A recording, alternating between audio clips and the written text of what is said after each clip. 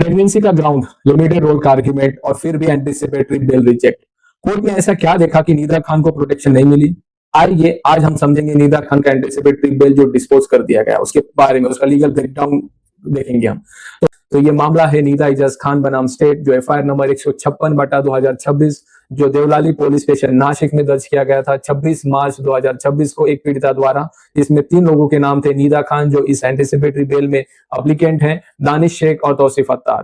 तो आइए समझते हैं इस जो ये एफआईआर 156/2026 में जो अन्य 8 एफआईआर है, लेकिन आज हम सिर्फ एक ही एफआईआर के बारे में बात कर रहे हैं, इसमें क्या चार्जेस लगाए गए थे। तो आप देखेंगे तो सेक्शन 299 बीएनएस जो धार्मिक भावनाओं को आहत करने से संबंधित है, सेक्शन 69 बीएनएस का जो क्रिमिनलाइज करता है sexual intercourse by deceitful means को, सेक्शन 75 जो सेक्सुअल हैरेसमेंट, सेक्सुअल मिसकंडक्ट और एक्सप्लॉयटेशन के सीरियस फॉर्म्स को हाईलाइट करता है, सेक्शन 3/5 बीएनएस का जो कॉमन इंटेंशन और जॉइंट लायबिलिटी के बारे में बात करता है, और साथ ही schedule caste and schedule tribes prevention of atrocity act के तहत भी अन्य कई आरोप लगाए गए थे, जो सेक्शंस आपको स्क्रीन पे दिखाई दे रहे हैं।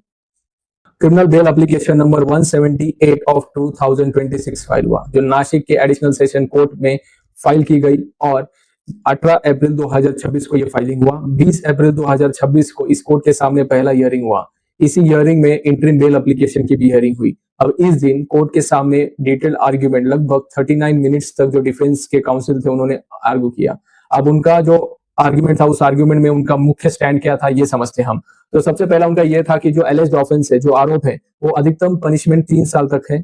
और दूसरा उनका यह कहना था कि जो सेक्शन जो धारा 69 और 675 जो बीएनएस की है वो एप्लीकेंट यानी निदा खान पर अट्रैक्ट ही नहीं होता। और दूसरा उनका यह कहना है कि जो एप्लीकेंट है निदा खान जो 3 महीने प्रेग्नेंट है और एफआईआर में उनकी भूमिका लिमिटेड है और जनरल नेचर की है, इसलिए उन्हें इंटरिम प्रोटेक्शन यानी इंटरिम रिलीफ की मांग की है। कोर्ट का ऑब्जर्वेशन क्या था इसे समझते हैं। कोर्ट ने यह ऑब्जर्व किया कि एलिगेशंस की नेचर और सीरियसनेस को देखते हुए केवल प्राइमा फेसी स्टेज पर फाइनल प्रोटेक्शन देना उचित नहीं होगा। कोर्ट का यह भी कहना था कि इस स्टेज पर पूरा पक्ष प्रॉपर्ली सुनना जरूरी है और इसके लिए प्रोसिक्यूशन और कंप्लेनेंट को अपॉर्चुनिटी दी जानी चाहिए ताकि वह अपना से या रिस्पांस फाइल कर सके और उनका स्टैंड भी रिकॉर्ड पर आ सके। इसके बाद कोर्ट ने प्रोसीजरल डायरेक्शन जारी किए और उसमें प्रोसिक्यूशन और कंप्लेंट को रिप्लाई फाइल करने के लिए समय दिया गया और एप्लीकेंट को रेलेवेंट डॉक्यूमेंट्स की कॉपी सर्व करने के लिए परमिशन दी गई और मैटर अगले हियरिंग तक एडजर्न कर दिया गया। अब अगली जो तारीख जो तय की गई थी वो 27 अप्रैल 2026 थी। तो यह था 20 अप्रैल 2026 का इंटरिम हियरिंग, ये जो एंटीसिपेटरी बेल एप्लीकेशन है इसका। और कोर्ट ने तुरंत कोई फाइनल व्यू नहीं लिया बल्कि मैटर को आगे डिटेल्ड कंसिडरेशन के लिए रख दिया।